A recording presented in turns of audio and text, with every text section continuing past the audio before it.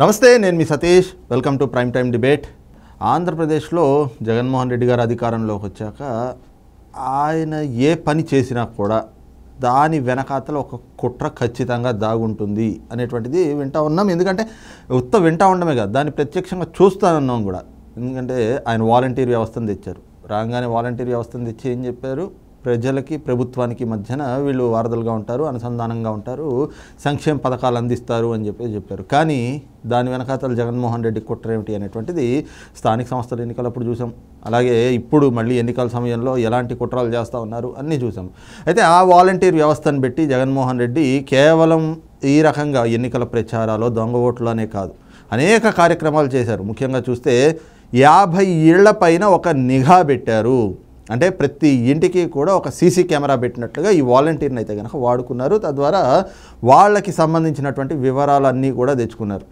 ఈ రోజున చూస్తే వాళ్ళకి సంబంధించి వాళ్ళ సోషల్ మీడియా అకౌంట్లతో సహా వాళ్ళ ఆధార్ కార్డు, పాన్ కార్డు, వాళ్ళ బ్యాంక్ అకౌంటు, ప్రతి ఒక్క అంశము కూడా ఈ రోజున జగన్మోహన్ రెడ్డి ప్రభుత్వంలో ఆయన దగ్గర అయితే ఆ సమాచారం అంతా ఉంది. ఎక్కడి నుంచి వచ్చింది అంటే ఇదే వాలంటీర్లు. అదే సమయంలో చూస్తే గతంలో భూ సర్వే అని నిర్వహించారు. ఆ తర్వాత పూర్తిగా ఏదైతే సమగ్ర భూ సర్వే అంటూ మళ్ళీ ఇంకోసారి ల్యాండ్ రీసర్వే పేరుతోటి మళ్ళీ ఇంకో సర్వే నిర్వహించడం. ఈ క్రమంలోనే ప్రజలకు సంబంధించినటువంటి ఆస్తులు, పూర్తిగా ఆ గ్రామాల్లో ఉండేటువంటి పరిస్థితులు, వీటన్నిటికీ సంబంధించినటువంటి సమాచారాన్ని అయితే తెప్పించుకుని జగన్మోహన్ రెడ్డి తన దగ్గర పెట్టుకున్నారు. ఇదంతా దేనికి చేశారా అనేటువంటిది ఆలోచిస్తే ఈ రోజున ఆయన తెచ్చినటువంటి ఒక చట్టం, ఆ చట్టాన్ని చూస్తే ఇందుకోసం 5 ఏళ్లుగా మొత్తం స్కెచ్ చేసి 5 ఏళ్ల నుంచి కూడా దానికి పూర్తిగా అన్ని క్లియరెన్స్లు ఇచ్చుకుంటూ ఈ టైం వచ్చేటప్పటికి ఆ కుట్రని ఇంప్లిమెంట్ చేయడానికి జగన్మోహన్ రెడ్డి సిద్ధమయ్యాడు. మరి ఏమిటి ఆ కుట్ర అనేది చూస్తే ఏపీలో ఈ రోజున ఏపీ ల్యాండ్ టైటిలింగ్ యాక్ట్ అనేటువంటి ఒక చట్టాన్ని తెచ్చారు.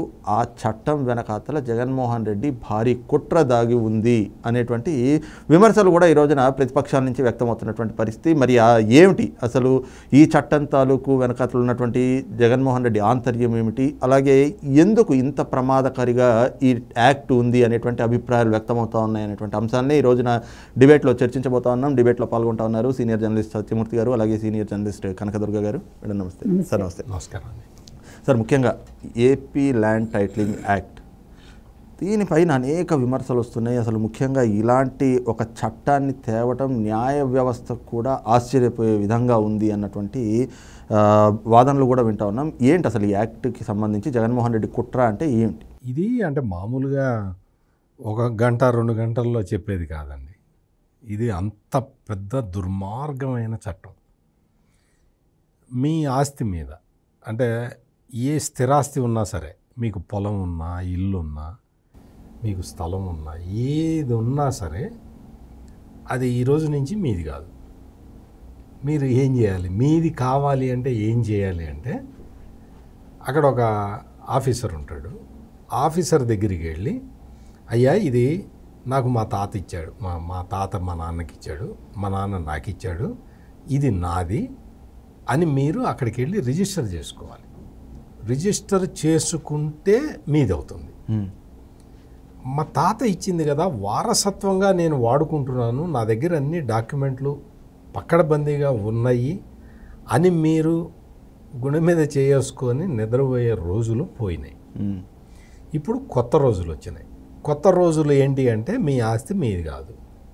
మీరు ఎవరి దగ్గరకు వెళ్ళి, ఆస్తి మీ తాత ఇచ్చినా సరే, ఈ ఆఫీసర్ దగ్గరికి వెళ్ళి చేతులు కట్టుకొని నిలబడి, ఈసారి ఇది నాది అంటే ఆడు క్వశ్చన్లు అడుగుతాడు, కొన్ని క్వశ్చన్లు. ఆ క్వశ్చన్లకి మీరు సమాధానం చెప్పి, మీ తాత ఇచ్చాడా, మీ తాత ఎవరికి ఇచ్చాడు, మీ నాన్నకి ఇచ్చాడా, మీ నాన్న ఎవరికి ఇచ్చాడు, నీకు ఇచ్చాడా, మొత్తం అన్ని డాక్యుమెంట్లు ఉన్నాయా, నాకు చూపించు అంటే అవన్నీ అతనికి చూపించి అతని అనుమతి తీసుకొని, ఆ అనుమతి తీసుకున్న తర్వాత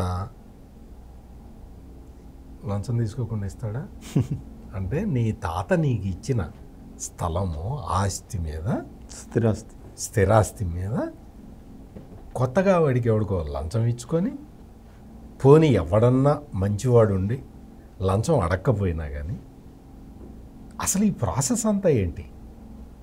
ఆస్తి నీది కదా, నీకు వచ్చింది, నీకు ఏదన్నా డిస్ప్యూట్ అంటే నీకు మీ అన్నకి ఏదన్నా డిస్ప్యూట్ వచ్చింది అనుకో, మీరు ఎక్కడికి పోతారు?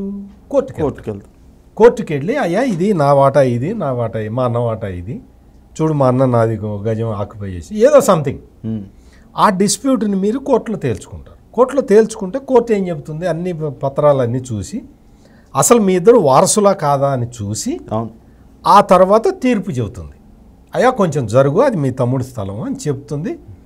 దాంతో సెటిల్ అవుతుంది డిస్ప్యూట్. ఇట్లా ఈ సివిల్ డిస్ప్యూట్స్ సెటిల్ కావటానికే చాలా సంవత్సరాలు పడుతుంటే ఇక్కడ ఏంటో తెలుసా సతీష్ గారు, మీకు ఏదైనా ఆస్తి ఉంది, దాన్ని మీరు రిజిస్టర్ చేసుకోలేదు. నేను వచ్చి ఈ ఆస్తి నాది అని చెప్పి నేను రిజిస్టర్ చేసుకున్నాను అనుకోండి ఆఫీసర్ దగ్గర, అట్టటి చేస్తారండి అంటే ఏదో దొంగ డాక్యుమెంట్లు. ఇప్పుడు దొంగ డాక్యుమెంట్ ఇంత పకడ్బందీ రిజిస్ట్రేషన్ వ్యవస్థ ఉంటేనే దొంగ డాక్యుమెంట్లు దొంగ సర్వే నెంబర్లు పెట్టి జరుగుతున్నాయి కదా. ఇప్పుడు ఇంకా ఆ వ్యవస్థ, పాత వ్యవస్థ ఏది లేనప్పుడు ఇప్పుడు నాకు ఈజీ అవుతుంది కదా, నేను క్లెయిమ్ చేసేస్తా, దాని మీద డిస్ప్యూట్ రైజ్ చేస్తాం. డిస్ప్యూట్ రైజ్ చేస్తే మీ ఆస్తిని నేను ఆక్యుపై చేస్తే మీరు నా మీద కోర్టుకు వెళ్ళటానికి మీకు హక్కు ఉండదు. అది ఈ కొత్త చట్టం. మీరు ఏం చేయాలి, ఆ ఎవరైతే ఆఫీసర్ ఉంటాడో వాడికి దరఖాస్తు చేసుకోవాలి. అయ్యా నా ఆస్తి ఇది, నా ఆస్తి, ఈ సత్యమూర్తి గారు వచ్చి దాన్ని ఆక్యుపై చేశాడు, అందుకని మళ్ళీ నా ఆస్తి నాకు ఇప్పించండి అని పెట్టాలి. పెడితే అతను ఏం చేస్తాడు, నిన్ను పిలిచి మాట్లాడతాడు. మాట్లాడి ఒక తీర్పు చెబుతాడు. ఆ తీర్పు చెప్పేవాడు కరెక్ట్గా, వాడికి ఏమన్నా న్యాయశాస్త్రం ఇది, వాడు ఏమన్నా జడ్జా కాదు కదా, ఆఫీసర్. ఆఫీసర్ అంటే ఏంటి, ఆంధ్రప్రదేశ్లో ఆఫీసర్ అంటే ఏంది, జగన్మోహన్ రెడ్డి తాబేదారులు. ఐఏఎస్లు ఐపీఎస్లే జగన్మోహన్ రెడ్డి కింద పనిచేస్తుంటే ఇతను నాన్ ఐపీఎస్, ఇతను ఏం చేస్తాడు, నాన్ ఐఏఎస్ నాన్ ఐపీఎస్లు వీళ్ళు ఏం చేస్తారు, ఆ ఎమ్మెల్యేనో ఎవడో చెప్పి వాడిని తీసుకొచ్చి ఇక్కడ పెట్టుకుంటారు. ఈ డిస్ప్యూట్ రైజ్ అయిన తర్వాత నేను ఒక ఆఫీసర్ ఒక డిగ్రీ ఇచ్చేసాడు అనుకో, ఈ ఆస్తి సతీష్ గారు మీది కాదు సత్యమూర్తి గారిది అని చెప్పాడు అనుకో, ఇది చెప్పడానికి 5 సంవత్సరాలు తీసుకున్నాడు అనుకో, నువ్వు 5 సంవత్సరాల పాటు ఆ ఆస్తి నీది కాదు, సత్యమూర్తి అనుభవిస్తూ ఉంటాడు. మీరు ఆ తర్వాత ఏం చేయాలి, ఆయన తీర్పు చెప్పిన తర్వాత అప్పుడు కోర్టుకు వెళ్ళాలి. అది కూడా ఏ కోర్టుకు వెళ్ళాలి, హైకోర్టుకు మాత్రమే వెళ్ళగలగాలి, మీరు కింది కోర్టుకు వెళ్ళలేరు. ఓకే, ఇది బేసిక్గా చట్టంలో, ఈ చట్టంలో అందుకనే దీన్ని అతి క్రూరమైన చట్టం అని ఒక టైటిలింగ్, ల్యాండ్ టైటిలింగ్ యాక్ట్ కాదు ఇది, అతి క్రూరమైన చట్టం. దీన్ని తీసుకొచ్చి ఇప్పుడు మన ఆస్తులు మనకి కాకుండా చేస్తున్నారు. మేడం, ముఖ్యంగా ప్రభుత్వాలు అంటే ఏదైతే ప్రజల ఆస్తులకి లేదంటే కనుక ప్రభుత్వ ఆస్తులకి కస్టోడియన్గా ఉండాల్సినటువంటి బాధ్యత ముఖ్యమంత్రి మీద ఉంటుంది. కానీ అలాంటి ముఖ్యమంత్రి ఇలాంటి కుట్రలకు తెరలేపుతా ఉన్నారు, ఈ రకమైనటువంటి చట్టాలు చేస్తున్నారు. అంటే అసలు చట్టాలు ఎలాంటివి చేయాలి, ప్రజలకి ఏదైనా కూడా సౌకర్యంగా ఉండేవి, ప్రజలకి వెసులుబాటు కల్పించేవి, ప్రజలకి మంచి అవకాశాలు కల్పించేటువంటి చట్టాలు తేవాలి తప్పితే ఈ రకమైనటువంటి చట్టాలు తెచ్చి, అది కూడా ఇప్పుడు ఎన్నికలకి ఇంకొక 10 రోజులు ఉంది, ఇలాంటి సమయంలో ఈ రకమైనటువంటి చట్టాన్ని తేవడాన్ని ఎలా చూస్తారు? ల్యాండ్ టైటిలింగ్ యాక్ట్ 23లో ప్రపోజల్ పెట్టారండి, ఇవాళ నుంచి ఇంప్లిమెంట్ అవుతుంది. ఇది ఏదైతే ఉందో మీరు చెప్పినట్టుగా ప్రభుత్వాలు ప్రజల ఆస్తులకి రక్షకులుగా ఉండాలి. కానీ 2019లో ఎప్పుడైతే వైసీపీ ప్రభుత్వం వచ్చిందో మీరు ఏ రంగం తీసుకున్నా వాళ్ళు రక్షకులుగా లేరు, భక్షకులుగానే మారారు. అందులో ఇది కూడా, ఇది ఇంకా వారు చెప్పినట్టుగా ఇది ఒక క్రూయల్ యాక్ట్. ఇది అంటే ఇప్పుడు ఆంధ్రప్రదేశ్ ప్రజలకి నిలువ నీడ ఉండదు. వాళ్ళ పొలం వాళ్ళది కాదు, వాళ్ళ ఇల్లు వాళ్ళది కాదు, వాళ్ళకి స్థలాలు ఉంటే వాళ్ళవి కాదు. ఇంకొక విషయం ఏంటంటే ఇప్పుడు దస్తావేజులు అంటూ ఉండవు. ఇంకా ఇప్పుడు వాళ్ళు ఏం చేస్తారంటే వాళ్ళే ఒక కాగితం మీద, అంటే ఒక వైట్ పేపర్ మీద సంతకాలు తీసేసుకుని వాళ్ళ దగ్గర పెట్టుకుంటారట. ఆ జెరాక్స్ కాపీలు వీళ్ళకి ఇస్తారు. ఈ దస్తావేజులు పనిచేయవు. ఈ కాగితాలు మీరు పెట్టుకున్నాక సపోజ్ మీరు మర్చిపోతారు వాటి గురించి, పక్కవాడు ఎవడో అది నాది అని క్లెయిమ్ చేసుకున్నాడు, లేదా ఏదో కేసు వేశాడు, మీకు తెలియలేదనుకోండి, మీరు ఏమీ చేయలేరు దాని మీద. ఆ అధికారిని ఎవరినైతే నియమిస్తారో ప్రభుత్వం, ఆ అధికారి దగ్గరికి వెళ్ళి మీరు చెప్పుకున్నా కూడా మీకు దిక్కు ఉండదు. ఇంకొకటి, ఇప్పుడు ఇది కొత్తగా ఈ చట్టం ఏదైతే ఉందో దీనివల్ల ఎప్పుడైతే ఈ భూములన్నీ, ఈ కాగితాలన్నీ వాళ్ళ దగ్గర ఉంటాయో, మీరు ఇప్పుడు లోన్ తెచ్చుకోలేరు. ఇప్పుడు మీ పిల్లల చదువులకో మీ పిల్లల పెళ్ళిళ్ళకో మీరు లోన్లు తెచ్చుకోలేరు దీని మీద. ఇదొక వెసులుబాటు లేదు. ఇంతవరకు మన ఆస్తి మనది అనే ఒక భ్రమలో మనం ఉన్నాం. అంటే ఇన్ని సంవత్సరాలు భ్రమలో లేము. ఇన్ని సంవత్సరాలు మనం మన ఆస్తి మనది అని ఒక ధైర్యంతో ఉన్నాం. మనం బతకడానికి మనకంటూ ఒకటి ఉంది, మన తాత ముత్తాతలు ఇచ్చారు, మనం సంపాదించుకున్నామని. ఇప్పుడు మనం నిలువ నీడ లేకుండా ఎప్పుడైతే అయిపోయామో, ఇప్పుడు ఈ ప్రజలందరికీ కూడా ఇంక ఏమీ లేదు అక్కడ. రేపొద్దున్న ఈయన కనుక మళ్ళా ప్రభుత్వం అధికారంలోకి వచ్చింది అనుకోండి, ఇంకా ప్రజలకి, ఆంధ్రప్రదేశ్ ప్రజలు ఆ ఊరు ఖాళీ చేసి వెళ్ళిపోవాలి, లేకపోతే రాష్ట్రం ఖాళీ చేసి వెళ్ళిపోయే పరిస్థితి ఏర్పడుతుంది. సార్, ముఖ్యంగా మనం 2019లో జగన్మోహన్ రెడ్డి గారు అధికారంలోకి వచ్చాక అనేక ఇది చూసామంటే దళితుల పైన దాడులు కానీ, బీసీ యువకుడిని చంపేయడం కానీ, లేదంటే సోషల్ మీడియాలో పోస్టులు పెట్టారని చెప్పి రంగనాయకమ్మ లాంటి మహిళలు, వృద్ధుల్ని, వాళ్ళని ఏ విధంగా వేధించారు, ఈ పరిణామాలన్నీ చూసాం. కానీ అసలు ఈ రకమైనటువంటి చట్టాలు తేవటం ప్రజల ఆస్తులని, అంటే ఇప్పుడు వాళ్ళకి వాళ్ళ ఆస్తులు ఉన్నాయా ఏమైపోయినాయని చెప్పి వాళ్ళకి వాళ్ళు ఏ పూటకు ఆ పూట భయపడుతూ బతకాల్సినటువంటి పరిస్థితులు, ఇలాంటి చట్టాలు తేవడాన్ని ఎలా చూడాలి? అదే సమయంలో ఏదైతే ఇప్పుడు ఈ చట్టం తీసుకొచ్చారో, ఈ చట్టం ద్వారా అంటే ఇలాంటి కుట్రలు చేస్తున్నటువంటి ముఖ్యమంత్రిని, ఇలాంటి ప్రభుత్వాన్ని ఏమనాలి, ఎలా చూడాలి? ఏమనాలి అంటే, ఇప్పుడు ఆయన అయితే ప్లాన్ ప్రకారం చేసుకున్నాడు సతీష్ గారు. మొదటి నుంచి జగనన్న భూ సురక్ష అన్నాడు. అవును, అక్కడి నుంచే ప్లాన్లు మొదలైనాయి. ఆ తర్వాత సర్వే రాళ్ళు వేసుకొని సర్వే రాళ్ల మీద అతని ఫోటోలు పెట్టుకున్నాడు. సర్వే రాళ్ల మీద జగన్మోహన్ రెడ్డి ఫోటో ఉంటుంది. ఆ తర్వాత డాక్యుమెంట్లు వాటి మీద మొత్తం ఆయన ఫోటోలు ఉంటాయి. అంటే మీ నాన్న మీకు ఆస్తి ఇస్తే మీ నాన్న ఫోటో కాదు, జగన్మోహన్ రెడ్డి ఫోటో ఉంటుంది.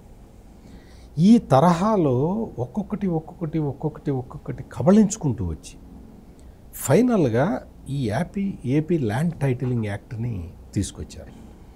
ఇది ఏంటి అంటే, మీరు ఏదన్నా ఒక ఆస్తి మీరు కొనుగోలు చేశారనుకోండి, లేదు అమ్మారనుకుందాం. మీరు అమ్మినప్పుడు ఆ కొన్న వ్యక్తికి మీ దగ్గర నుంచి ఐరిస్ తీస్తారు, అంటే కనుపాపలు తీస్తారు, మీ వేలు ముద్రలు తీసుకుంటారు. అవును, మీరు అమ్మారు, ఇగో ఈయన కొన్నాడు అని మీ వేలు ముద్రలు, మీ ఐరిస్ తీసుకుంటారు. ఇక్కడ ఈయన వేలు ముద్రలు, ఈయన ఐరిస్ తీసుకుంటారు. తీసుకుంటే ఏమవుతుంది, మీకు మొత్తం మీరు అమ్మినట్టు, ఈయన కొన్నట్టు మొత్తం కూడా ఒక మ్యాజిస్ట్రేట్, జ్యుడిషియల్ మ్యాజిస్ట్రేట్ పవర్స్ ఉన్న వ్యక్తి మీ చేత వాటిని సాల్మనైజ్ చేస్తాడు. అవును, ఈ ప్రాసెస్ అంతా ఇప్పుడు ఇంకా లేదు. అంటే మీరు అమ్మారు, మీ దగ్గర ఇవేవి తీసుకోరు, ఇంకా మీ ఐరిస్లు, మీ థంబ్ ఇంప్రెషన్లు, ఇటువంటివి ఏవి ఉండవు అన్నమాట. సంతకం పెట్టాలి.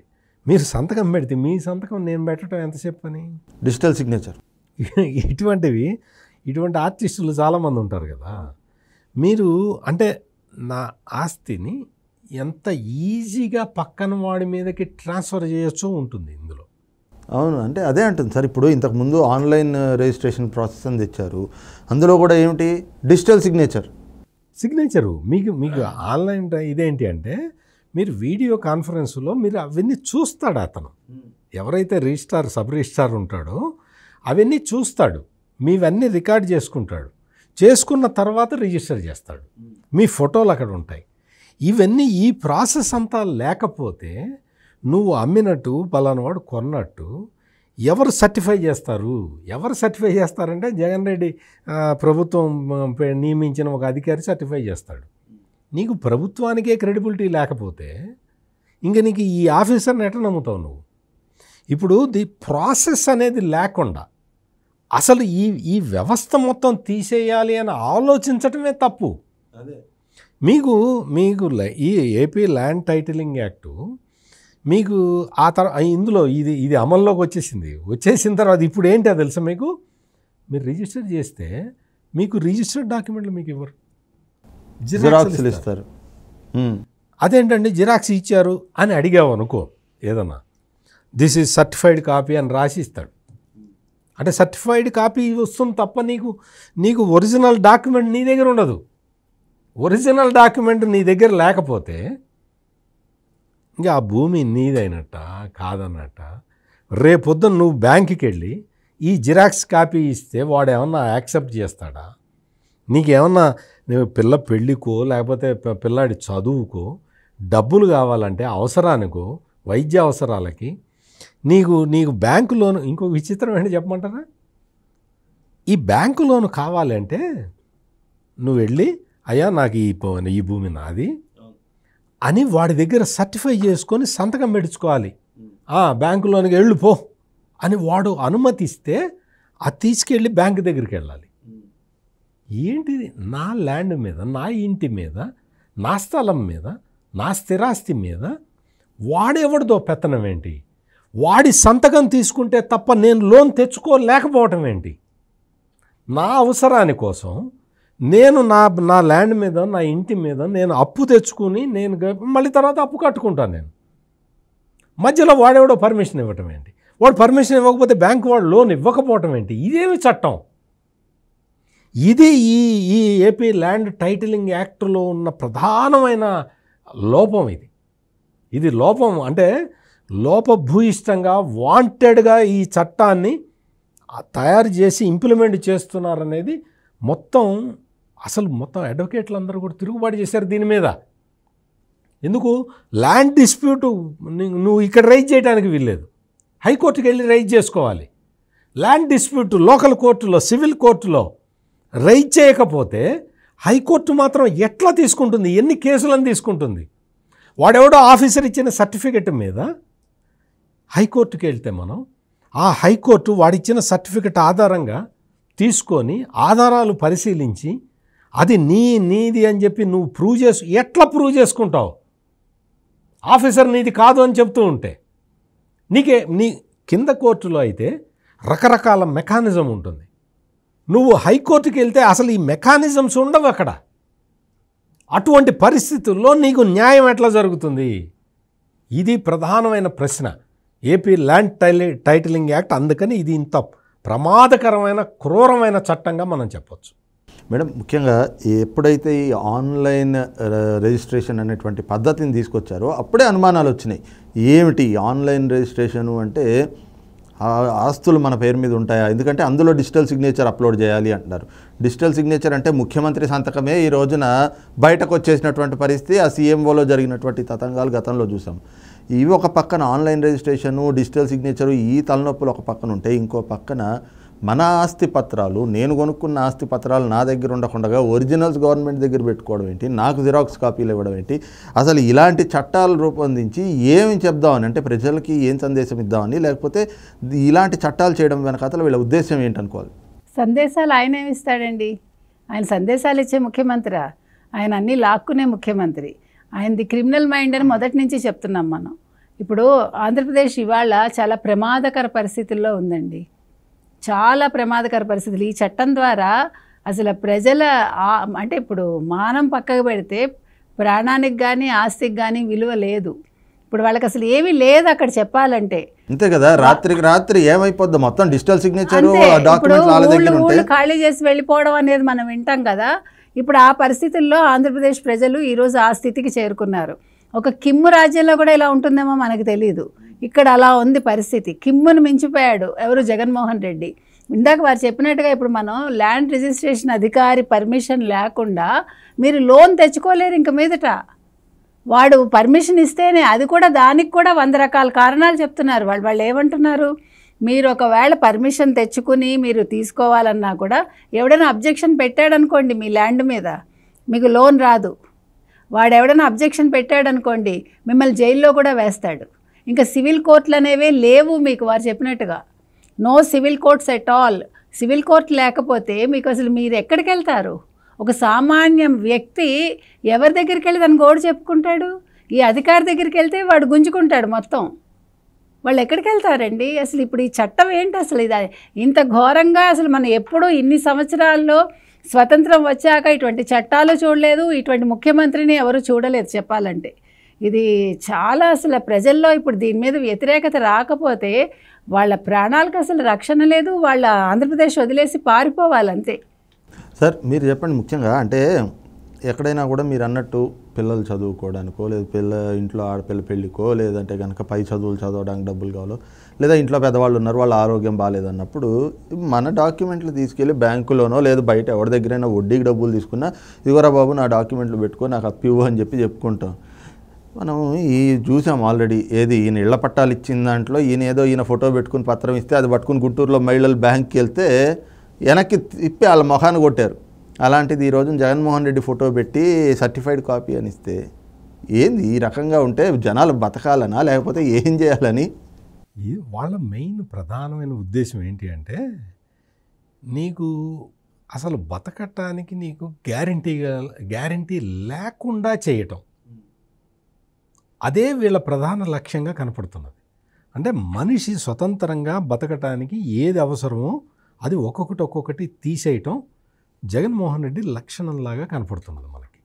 ఇప్పుడు ఈ ల్యాండ్ టైటిలింగ్ యాక్ట్ విషయానికి వస్తే, మీకు ఏదో ఉదాహరణకి చెప్తున్నా, మీకు ఏదో గుంటూరులో ఒక ఇల్లు ఉందనుకోండి, మీకు ఏదో సాఫ్ట్వేర్ ఉద్యోగం వచ్చింది, మీరు బెంగళూరు వెళ్ళారు. బెంగళూరు నుంచి ఏదో 2 నెలలకు 3 నెలలకు ఒకసారి వచ్చి చూసుకొని ఇల్లు చూసుకొని మళ్ళీ శుభ్రం చేయించుకొని పోతూ ఉన్నారు. ఈ విషయం ఎవడన్నా వైసీపీ వాడు చూశాడు అనుకోండి, అచ్చా ఇక్కడ ఈయన ఉండట్లేదు అని అతనికి తెలిసిపోతుంది కదా. మీకు పక్కింటి వాడిని అడిగిన చెప్తారు కదా, ఎక్కడికి వెళ్ళారండి ఈయన బెంగళూరులో జాబ్ చేస్తున్నాడండి అని చెప్తారుగా. వాడు వైసీపీ వాడు ఏం చేస్తాడంటే ఆ పేరు, డోర్ నెంబర్లు అవన్నీ రాసుకొని మొత్తం దొంగ డాక్యుమెంట్లు అవన్నీ సృష్టించేసుకొని ఆఫీసర్ దగ్గరికి వెళ్ళి, ఆఫీసర్ ఎవడు ఉంటాడు? ఈ వైసీపీ ఎమ్మెల్యే చెప్పిన మనిషే ఉంటాడు కదా అక్కడ. అనా ఇది ఇల్లు దొరికింది మనకి అని చెప్పి అది చెప్పేస్తే డిస్ప్యూట్ రైజ్ చేస్తారు. డిస్ప్యూట్ రైజ్ చేసిన తర్వాత మీరు అక్కడ స్థానికంగా ఉండరు, మీరు ఎక్కడో ఉద్యోగం చేసుకుంటూ ఉంటారు బెంగళూరులో. మీకు ఈ డిస్ప్యూట్ రైజ్ చేసిన తర్వాత 2 సంవత్సరాల లోపల మీరు వచ్చి, అంటే కరెక్ట్గా 2 సంవత్సరాల టైం పెట్టారు. 2 సంవత్సరాల టైం లోపల మీరు ఇదిగో నా మీద డిస్ప్యూట్ రైజ్ చేశారు, అది తప్పు, ఈ ఇల్లు నాది అని మీరు చెప్పకపోతే 2 సంవత్సరాల తర్వాత మీరు వచ్చి చూసుకొని గుండెలు బాదుకొని మీరు కుప్పగూలి చచ్చిపోయినా పట్టించుకునే నాదుడు ఉండడు. చట్టం అది. ఎవడైతే ఫాల్స్ క్లెయిమ్ చేశాడో, ఎవడైతే దొంగతనంగా నీ ఇంటి దొబ్బేయటానికి ప్లాన్ చేశాడో వాడిది అయిపోతుంది ఆ ఇల్లు తప్ప నీది కాదు. నీ దగ్గర డాక్యుమెంట్లు ఉన్నా ఆ డాక్యుమెంట్లు చెల్లవు. మొత్తం ఎవడైతే దొంగతనంగా నీ ఇల్లు కాజేయాలని చూసి ఫేక్ డాక్యుమెంట్లు పెట్టుకొని డిస్ప్యూట్ రైజ్ చేశాడో ఆ డిస్ప్యూట్ రైజ్ చేసిన వాడి పరం అయిపోతుంది నీ ఇల్లు. నువ్వు 2 సంవత్సరాలు నీకు వాడు డిస్ప్యూట్ రైజ్ చేసిన విషయం నీకు తెలియలేదనుకో, ఇంక నీ ఇల్లు గాయం. ఈ తరహాలో ఈ చట్టం ఉన్నది. ఈ ల్యాండ్ టైటిలింగ్ యాక్ట్ అంత ప్రమాదకరమైన భయంకరమైనది. మీకు ఒక చిన్న ఉదాహరణ చెప్తా. ఒంగోలు పట్టణంలో ఈ ల్యాండ్ టైటిలింగ్ యాక్ట్ రాకముందే ఏం చేశారో తెలుసా మీకు? చాలా పెద్ద పెద్ద నాయకులు ఇద్దరు, చాలా పెద్ద బడా నాయకులు, వాళ్ళ ముఠాలు ఒంగోలులో మొత్తం కలియబెట్టిన తిరిగినాయి. ఇంట్లో ఎవడెవడు ఇళ్ళు ఖాళీగా ఉన్నాయి, ఎవడెవడు హైదరాబాదులో ఉద్యోగం చేసుకుంటున్నాడు, ఎవడెవడు చెన్నైలో ఉద్యోగం చేసుకుంటున్నాడు, ఎవడు మొత్తం ముసల తల్లిదండ్రులు ఎవరెవరు ఉన్నారు మొత్తం లెక్క తీసుకొని ఆ ఇంటి మీద దొంగ దస్తావేజులు తయారు చేసుకొని మొత్తం ఒంగోలులో దాదాపు 50-60 వేల కోట్ల రూపాయల ఆస్తులు చేతులు మారినాయి. ఈ చట్టం రాకముందు జరిగిన పని ఇది.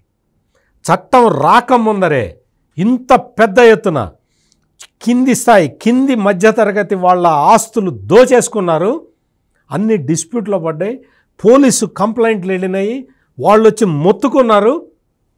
ఒక లాంఛనంగా ఒక 5-6 వదిలేశారు. ఆ తర్వాత కేసులు ఏమైనాయో తెలియదు. చట్టం రాకముందరే ఒంగోలులో ఈ తరహా మాఫియా పనిచేసింది అంటే ఈ చట్టం వచ్చిన తర్వాత ఈ ఒంగోలు తరహా మాఫియాలు మొత్తం రాష్ట్రం మొత్తం విస్తరిస్తాయి. ఇది ఈ ల్యాండ్ టైటిలింగ్ యాక్ట్ వల్ల ప్రజలకి జరిగే కీడు. రైట్, ఇదే చూస్తూ ఉన్నాం కదా, ఏదైతే జగన్మోహన్ రెడ్డి ఈరోజు అమల్లోకి తెచ్చినటువంటి ఈ ల్యాండ్ టైటిలింగ్ యాక్ట్ అనేటువంటిది ఏదైతే ఉందో, ఇది మాత్రం ప్రజల ఆస్తులకి ప్రజల ప్రాణాలకి కూడా ఎక్కడా భరోసా లేనట్లుగా. ఎందుకంటే తీసుకొచ్చినటువంటి చట్టం ఏం చెప్తా ఉంది, దాంట్లో ఉన్నటువంటి లొసుగులు ఇవన్నీ కూడా ఉపయోగించుకుని జగన్మోహన్ రెడ్డి ఏ విధంగా ప్రజల తాలూకు భూములు ఆస్తులు కొట్టేయడానికి పూర్తిగా ఒక పన్నాగం పన్నాడో అదైతే అర్థమవుతోంది. కాబట్టి ప్రజలు కూడా ఎలాంటి నాయకుల్ని ఎన్నుకోవాలి అనేటువంటి ఆలోచించాల్సినటువంటి సమయం కూడా ఉంది. ఎందుకంటే మరొక 10 రోజుల్లో ఎన్నికలు రాబోతా ఉన్నాయి. అయితే ఇలాంటి ప్రమాదకరమైనటువంటి చట్టాలు చేసేటువంటి వ్యక్తుల్ని మళ్ళీ రాజ్యం వేలేందుకు వాళ్ళకు అవకాశం కల్పించి వాళ్ళని గద్దెనెక్కిస్తే మాత్రం ఇక మీ ప్రాణాలకు మీ ఆస్తులకు ఎక్కడా కూడా ఒక భరోసా ఉండేటువంటి భద్రత ఉండేటువంటి అవకాశం అయితే కనిపించట్లేదు. అయితే ముఖ్యంగా ఏదైతే ప్రజలకు ఎంతో ప్రమాదకారిగా ఉన్నటువంటి ఈ చట్టం పైన ఇప్పటికే కూటమి, ముఖ్యంగా తెలుగుదేశం పార్టీ అధినేత చంద్రబాబు గారు కూడా ఒక క్లారిటీ ఇచ్చారు. ఎందుకంటే గతంలోనే ఆయన ఎప్పుడైతే ఈ చట్టాన్ని రూపొందిస్తున్నాము అని చెప్పేసి ప్రభుత్వం నుంచి ఒక సమాచారం వచ్చిందో ఆ సమయంలోనే ఆయన చెప్పారు. న్యాయ నిపుణులు కూడా ఇలాంటి చట్టాలు అనేటువంటిది చాలా ప్రమాదకరం అంటూ తమ అభిప్రాయాలు కూడా వ్యక్తం చేసినటువంటి పరిస్థితి. అయితే ఇప్పుడు ఏదైతే ప్రజల్లో కూడా ఈ రోజు నుంచి అమల్లోకి వచ్చినటువంటి నేపథ్యంలో ప్రజల్లో కూడా ఒక భయకంపిత వాతావరణం కనిపిస్తూ ఉంది.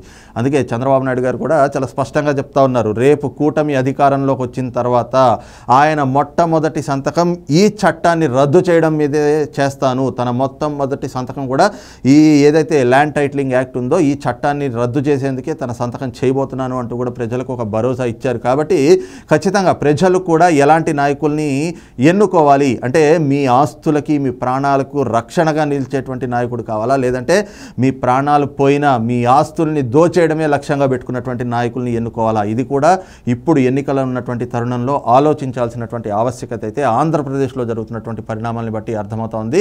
మరి అంతిమ నిర్ణేతలుగా ప్రజలు ఏ నిర్ణయం తీసుకుంటారు అనేటువంటిది కూడా మరి రేపు ఎన్నికల నాటి వరకు కూడా వేచి చూడాల్సినటువంటి పరిస్థితి కనిపిస్తోంది. ఇది ఈ రోజు ఉన్నటువంటి ప్రైమ్ టైం డిబేట్. రేపు మరొక అంశంతో మళ్ళీ మీ ముందుకు వస్తాం.